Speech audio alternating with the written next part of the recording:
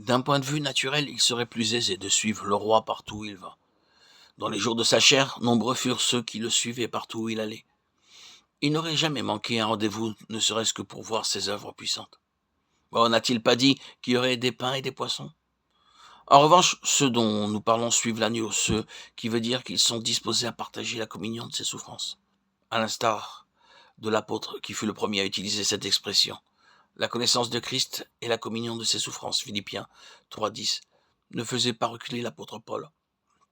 Il était tout disposé à partager les souffrances de l'agneau.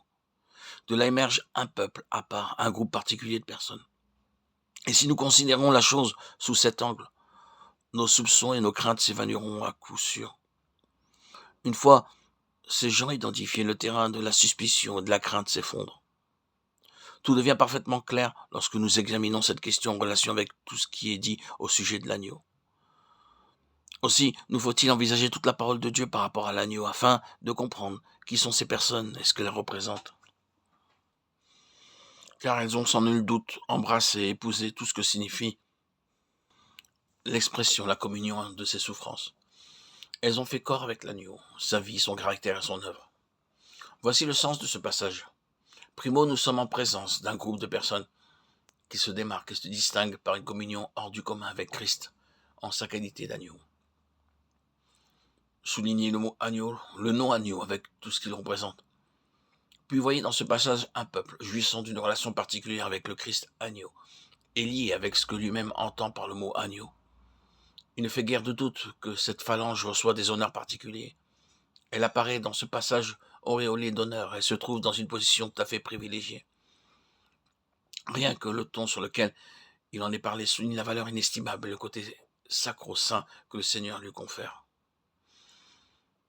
Ils détiennent un secret exclusif, ils chantent un cantique, et personne ne pouvait l'apprendre excepté les 144 000 personnes. Personne d'autre n'en avait la faculté. Comment sont-ils devenus les détenteurs de ce secret exclusif? La réponse va jusqu'au tréfonds de notre expérience. Vous savez bien que le principe sur lequel certains secrets s'apprennent dans la souffrance et ne peuvent s'apprendre autrement est vrai. C'est dans la souffrance que nous apprenons ces choses que personne d'autre ne connaît. Nous sommes incapables de les expliquer, de les enseigner ou de les faire comprendre à d'autres. Nous pouvons seulement dire, quand vous serez passé par là, vous comprendrez et vous saurez. Sinon, tout cela restera pour vous inaccessible. Le chemin par lequel ces gens ont passé a favorisé en eux l'éclosion de certaines capacités. Là encore, ce terme prémisse nous amène au cœur du problème. Ces croyants sont dotés de facultés, ce qui est d'un prix inestimable aux yeux du Seigneur. Et personne ne pouvait apprendre le cantique si ce n'est les 144 000 qui avaient été rachetés de la terre. Ce sont ceux qui ne se sont pas souillés avec des femmes, car ils sont vierges. Ils suivent l'agneau partout où il va.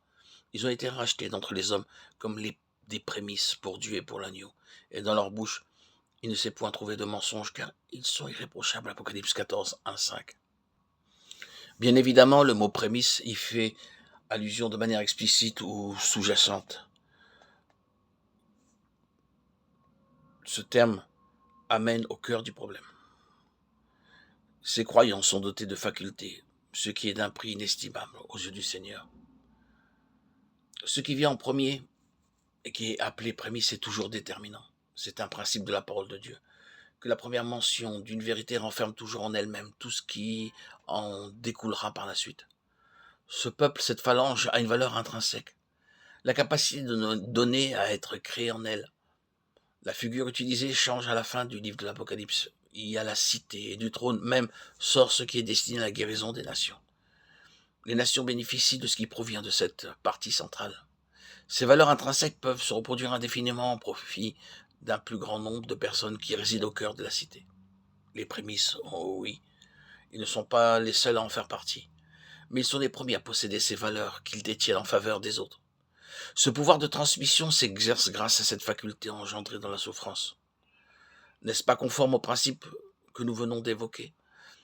La plupart d'entre vous savent fort bien, votre propre expérience étant là pour en témoigner, que si vous avez été en mesure d'aider une personne, c'est parce que vous avez traversé une épreuve qui a créé en vous la capacité de le faire.